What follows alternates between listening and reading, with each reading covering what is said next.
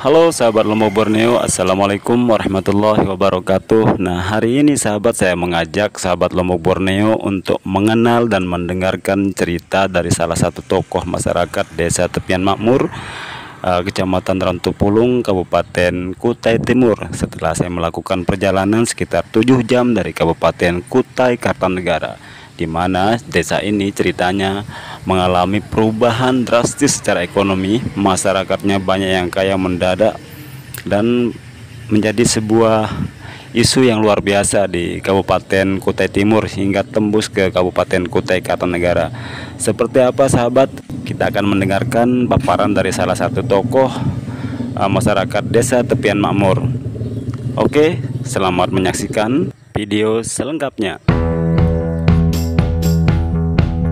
Halo, assalamualaikum Pak Ji. Waalaikumsalam warahmatullahi wabarakatuh. Alhamdulillah, akhirnya kita bertemu kembali Pak Ji ya, dalam keadaan sehat walafiat. Alhamdulillah Ya. sudah lama kita tidak pernah ketemu. Ya, alhamdulillah. Jadi ini sahabat Lombok Borneo, hari ini kita bertemu dengan Pak Haji Sukron, salah satu tokoh Desa Tepian Makmur, Kecamatan Rantupulung, Kabupaten Kutai Timur. Ya, alhamdulillah. Bagaimana Pak Haji perkembangan yang Pak Haji rasakan setelah pindah dari Tenggarong Seberang ke Kutai Timur? Nah, Oke, alhamdulillah wa syukurillah, senantiasa kita panjatkan syukur kepada Allah Subhanahu wa taala. Dalam kesempatan ini bisa saya sampaikan bahwa perkembangan penduduk di Desa Tepian Makmur namanya ini, yang saya ketahui. Kenapa saya bilang saya ketahui? Karena saya berdomisili di desa ini mulai dari tahun 2007 akhir dulu, dan di mana saat itu sarana prasarana dasar di desa ini boleh kita katakan jauh dari kesempurnaan. Antara lain jalan, akses jalan sungguh memprihatinkan pada saat itu. Kemudian air bersih tidak ada. Kemudian terkait dengan Listrik, penerangan PLN, lampu listrik tidak ada. Bahkan pada saat itu kita pakai diesel pada saat itu. masih penerangan Ya, diesel gitu. penerangan separuh saja masyarakat yang punya lampu mesin diesel Diesel ya. dulu, ya. Kemudian yang lainnya itu ya pakai lampu Lampu teplok lah. lampu teplok itu. Ya. Kemudian dengan berjalannya waktu pada akhir tahun 2008 masuklah investor perkebunan sawit. Perkebunan kelapa sawit. Ya, alhamdulillah. Sebelumnya itu masyarakat kita untuk mencari lapangan kerja susah sekali di sini. Oke. Nah, kemudian syukur pada waktu itu akhir tahun 2008 itu masuk investor perkebunan sawit PTPN itu, maka mulai dari situ ekonomi masyarakat itu meningkat sedikit demi sedikit. Meningkat. Alhamdulillah. Yang investor perkebunan sawit ini namanya PTPN 13 dulu waktu itu. Nah, akhirnya masyarakat kita ini ya punya lapangan kerja terbuka waktu itu. Nah, akhirnya masyarakat kita yang tadinya belum bisa ganti pintu jendela, ya akhirnya sedikit demi sedikit bisa ganti pintunya yang dari rumah teran dulu, yang bocor-bocor, kan pakai dulu rumah teran, rumah dulu, kayu, ya. rumah asli teran gitu. Rumah teran yang atapnya itu atap sirap dulu namanya. Sirap itu yang sudah bocor-bocor dulu, termasuk rumah saya dulu bocor-bocor. Akhirnya masyarakat bersyukur dengan ada lapangan kerja yang langsung pada waktu itu. Seperti yang saya sampaikan tadi, masyarakat kita yang belum bisa, tidak mampu ganti pintu rumahnya, ya sedikit demi sedikit bisa berani ganti pintu, rehab rumah. Bahkan dulu tidak berani kredit motor, ya sekarang berani. Alhamdulillah. Ya, Bahkan dengan lapangan kerja berani kredit motor waktu itu. Termasuk juga televisi dulu cuman hanya beberapa orang saja yang punya di sini. Saking sakitnya keadaan perekonomian karena tidak ada fasilitas informasi seperti itu dulu. Terkait dengan perkembangan zaman, ya alhamdulillah kondisi yang sekarang ini berapa, mulai dari 2010 sampai sekarang ini berapa, ini sekitar 10 tahun lah. Sekarang ini kan 2025. Nah, pesat 15 sekali. tahun. Ya.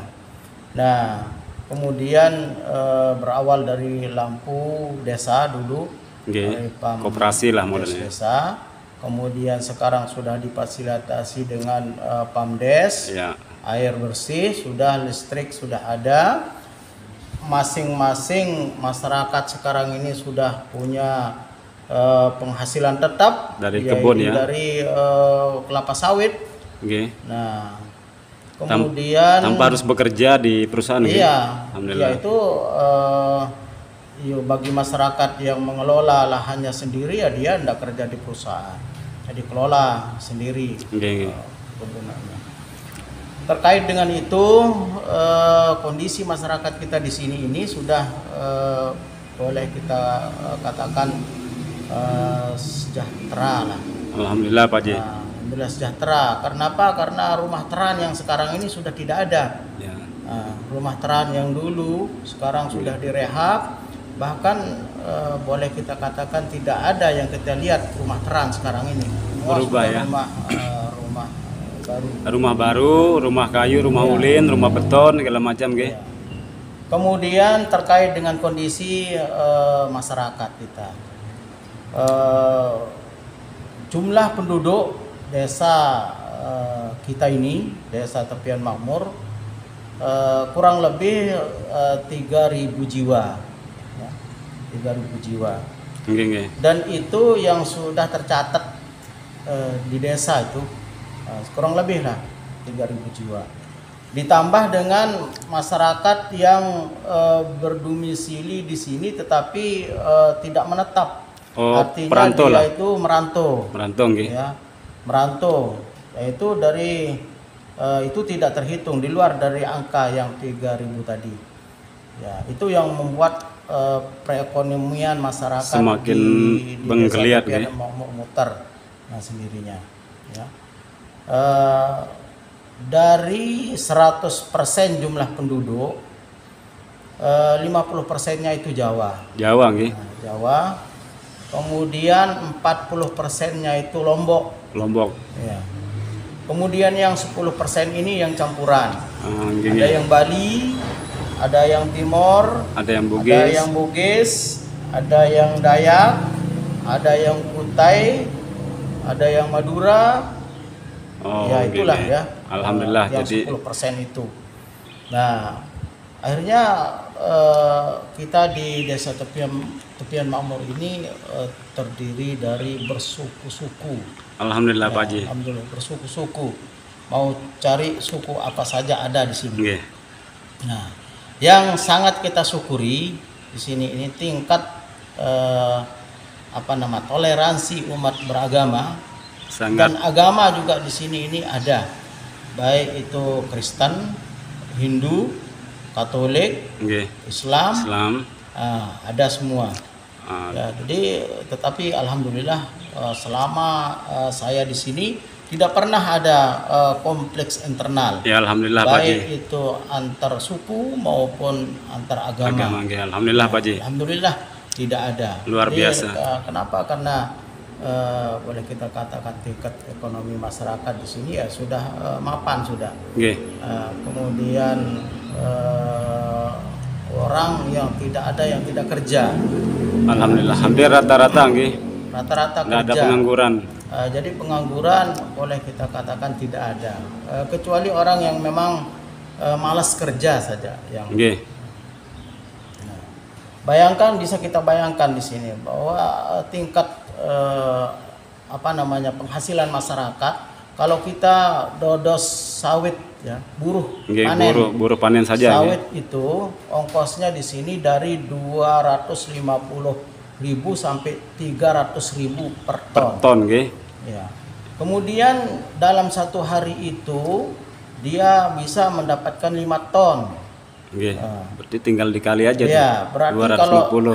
kalau ongkosnya itu 300, berarti 300 kali 5. Ya, 1.200.000. Kalau ongkosnya itu dalam 1 ton itu 250, kalau dia dapat 5 ton berarti 250 kali 5 ton. 1.250.000. 1.250.000. Itu 2 orang itu biasanya yang kerja itu 2 orang. Akhirnya dia itu bisa mendapatkan sampai 500 itu per paling hari. Rendah itu nggih Pak Haji? Iya. Paling rendah sudah itu. Iya. Itu paling rendah sudah itu 500 penghasilannya buruh panen sawit aja di sini. Nah, itu kalau dia rutin kerja hari-hari dia itu panen terus, dia itu kalah penghasilannya orang jadi P3K apa itu. Betul Pak Haji. PNS itu enggak ada apa-apanya kalau P3K. Jauh ya. PNS itu penduduk asli di sini atau orang merantau. Penghasilannya itu kalau dia jadi buruh panen lah istilahnya. Itu tidak mau dia punya penghasilan kalau 500 per hari. Itu kalau dia rutin kerja dalam 1 bulan bisa dikalikan itu kalau cuma pendapatnya itu bersih itu. Bahkan dikasih makan oleh yang punya kebun. Bersih sudah. Bersih sudah itu 500 per hari. Kalikan maksudnya kalau 500 kali 30 hari. Ya, 15 juta Pak Haji. 15 juta. Penghasilannya dalam 1 bulan. Bersih itu. Ya bersih itu. Jadi buruh panen sawit ini orang begitu selesai panen langsung dijual langsung jadi uang hari itu terus. Nah itu dari segi ekonomi masyarakat. Betul Pak Haji. Perbedaannya kalau penduduk yang asli, penduduk yang transmigrasi dulu itu rata-rata dia punya kebun. Rata-rata dia punya lahan sawit. Bahkan satu kepala keluarga itu bahkan ada sampai 4, 5, 6 sampai 10 hektar dia punya. Satu kepala keluarga. Ya. Minimal 2 hektar itu kalau yang dia punya. Kalau Pak Haji sendiri berapa hektar Pak Haji? Nah, kalau saya kan merantau saya dulu. Merantau, kemudian ada rezeki sedikit kita beli lahan di sini. Ya sekarang ini sekitar 4,5 hektar. Alhamdulillah Pak Haji ya. Alhamdulillah. Ya karena bisalah kita menghidupi keluarga dan menyekolahkan anak kita. Itu per hektar kalau kalkulasi penghasilan Pak Haji? Kalau per hektarnya itu kalau dirawat bagus 3 ton. 3 ton gitu. Ya, 3 ton kalau dirawat sesuai dengan SOP-nya. Nah, kemudian kalau tidak dirawat itu dalam 2 hektar itu ya paling 2 ton. 2 ton gitu. 2 ton per 2 hektarnya satu paketnya itu. Nah, berarti 1 hektar 1 ton. Kalau 2 hektar 2 ton. Itu enggak dirawat sudah itu. Nah, kalau dirawat tadi yang 2 hektar itu bisa 6 ton. Nah, kalau dirawat, kalau 1 hektar itu kan idealnya itu dari 2 ton 500 sampai 3 ton idealnya. Sekarang berapa harga per kilonya Pak? Harga sekarang ini pas sedang turun di harga 2.600. 2.600 kali 1 ton berarti 1 tonnya 2.600.000 lah, anggap seperti itu ya. Iya. Nah, 1 tonnya akan 2 juta. Makanya kalau kita dapat 4 ton itu enggak kurang dari 10 juta. Ya kurang lebih lah. Iya. Itu kotor kan? Iya, kotor ya. Nah, karena untuk perawatan, potong buruh segala macam apa namanya itu? Ongkos panen. Ongkos panen, ongkos buruh. Ongkos buruh panen. Nah, itulah apa namanya tingkat ekonomi masyarakat yang masyarakat yang memang asli, yang punya lahan lah begitu ya, bukan hanya yang asli saja, biar yang merantau tetapi sempat dia beli lahan di sini, beli lahan sawit, ya alhamdulillah. Seperti tadi misalnya kalau punya 4 ton, 1 kali panen itu sekarang ini posisinya tidak kurang dari 10 juta. Alhamdulillah Pak Haji. Itu kalau makanya kalau 2 kali panen anggaplah 20 juta. Kalau 2 kali panen, sebulan itu kan 2 kali panen. Nah, ya alhamdulillah bisalah menghidupi, menyekolahkan anaknya. Tapi ya intinya semuanya harus disyukuri Pak Haji nggih. Ya harus itu. Betul lah. Harus kita syukuri. Bagaimana dulu menderitanya, termasuk saya sendiri. Nggih. Menderita awal-awalnya dulu, kita berjuang bagaimana caranya untuk bisa mendapatkan fasilitas segala macam atau lahan isi sawit. Nggih. Sungguh luar biasa perjuangan kita di sini dulu. Tapi di awal perjuangan Pak Haji itu kan termasuk itu adalah mungkin penderitaan terakhir mungkin yang dirasakan oleh warga tepian makmur nggih Pak Haji, karena transmigrasi tahun berapa Pak Haji awalnya? Tahun 97 lah. 97 nggih. Berarti kan sekitar 10 tahun yang silam Pak Haji belum di sini nggih. Belum. Nah, itu informasi yang saya dapatkan, bahkan lebih sakit daripada itu kehidupan dulu. Oh, luar biasa. Dulu dari Sengata ke sini, masyarakat di sini dulu banyak dia mencari kerja ke Sengata, ke kota. Bahkan ada yang sampai jalan kaki informasinya Pak Haji. Untuk mendapatkan mobil itu kadang-kadang sehari 2 hari dulu. Tunggu mobil yang ke Sengata. Ke Sengata. Ya, kemudian sampai-sampai kita nginap di jalan karena jalan yang kondisi jalan yang tidak memungkinkan untuk ke Sengata dalam jangka waktu 1 hari. Begitu parahnya Pak Haji nggih? Begitu parahnya. Sampai mobil pun tidak bisa lewat. Jaringan HP ya apalagi, sinyal HP apalagi. Kalau HP saat itu boomingnya kan HP tahun 2003 Pak Haji, boomingnya. Nah, untuk akses HP di sini kan tahun 2010 saja itu masih banyak yang belum punya. Belum punya. Televisi aja separuh aja orang yang punya di sini. Tapi alhamdulillah sekarang ini luar biasa nih Pak Haji. Ada orang yang nonton TV-nya orang, ya nonton TV sendiri-sendiri. Bahkan sampai bosan mungkin nonton TV sendiri, nggih. Nah itulah perkembangannya. Cuman kita sekarang ini tinggal bisa tidak kita syukuri nikmat itu. Nah itu yang paling penting Pak Haji. Masalahnya sekarang, jangan hanya kita terlena dengan penghasilan yang kita yang sekarang ini, akhirnya lupa dengan apa yang sudah kita rasakan sebelumnya. Betul Pak Haji. Perkembangan ekonomi seiring dengan perkembangan sosial budaya kita di sini. Alhamdulillah Pak Haji. Yang dimana yang saya rasakan tingkat sosial kemasyarakatan kita di sini ini tinggi sekali. Sudah beradaptasi sudah budaya kita dengan budaya suku-suku lain. Ya alhamdulillah Pak Haji sudah menyatu nggih. Kenapa budaya kita ini sudah menyatu, sosial budaya kita ini sudah menyatu dan berkembang ya. Tidak fanatik terhadap sosial budaya suku masing-masing.